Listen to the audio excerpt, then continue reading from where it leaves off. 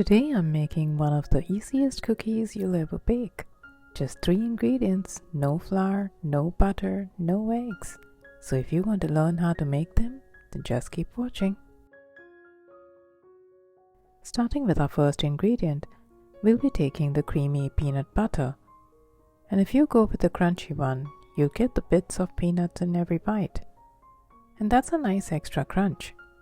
But it's the creamy one that gives you the smooth, melt-in-your-mouth texture. Either way, you can't go wrong. It's really just a matter of what you enjoy.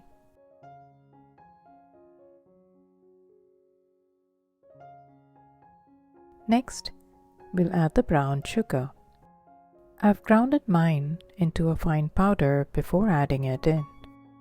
Here's why it matters. Powdered sugar dissolves so much faster than granulated one. If you use it whole, it takes a lot longer to melt in the oven, and you might just end up with grainy cookies. Grinding it first just makes it a lot easier. Just keep folding it through until everything comes together into one smooth, even mixture. And now it's our last ingredient, the rolled oats. These are thick rolled oats, and they take a while to soak up into the moisture from the peanut butter. So here's a little trick. We're only going to use half of them and grind the other half into fine oat flour.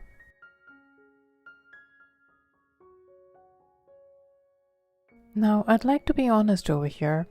These are going to be the kind of cookies that won't last more than a day. It would be best to make only half a batch to try them first.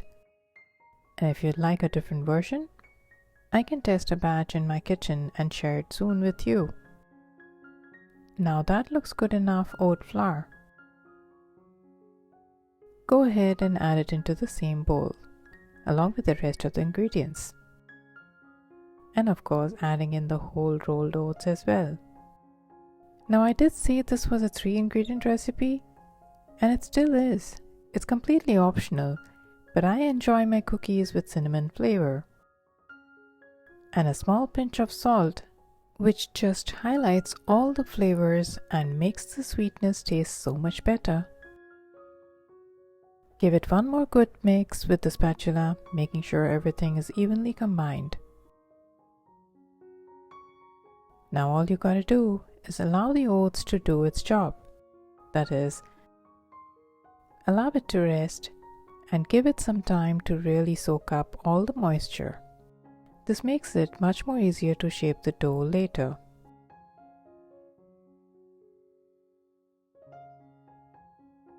Now that's ready to shape. Bring in your tray lined with the parchment paper, along with a small bowl of water on the side.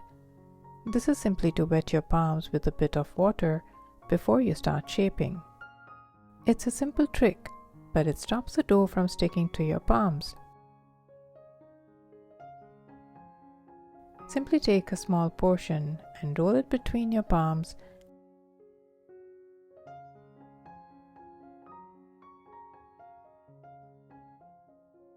and place it straight on the tray. And similarly, go ahead with the rest of the dough.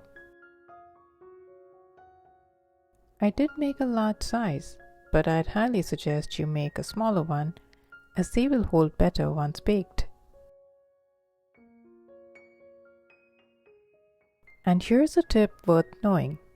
If you ever want a slightly puffier, more traditional cookie texture, you can add a 1/4 teaspoon of baking soda and an additional 30 to 40 grams of oat flour. It's a small tweak, but it's a good alternative to these tender cookies. Now, these cookies don't spread much, so we're simply going to flatten them out with the help of a spoon. And however you shape them now, it's exactly how they'll turn out once baked. And I'd suggest to go for a thicker one than the one I've shown here. These will go into the preheated oven for about 15 minutes at a low temperature. Fresh out of the oven, these are quite delicate straight out of the oven, so allow them to cool a little on the tray before you transfer them onto the wire rack.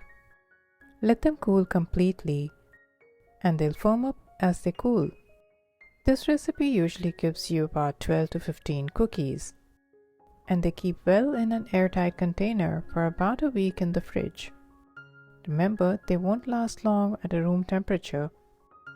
Beautifully golden color on the top and bottom as well. And that flaky texture on the inside will simply just melt in your mouth. This can be a great protein snack for your kids, maybe after school. Thank you for watching. Bye for now. Happy baking!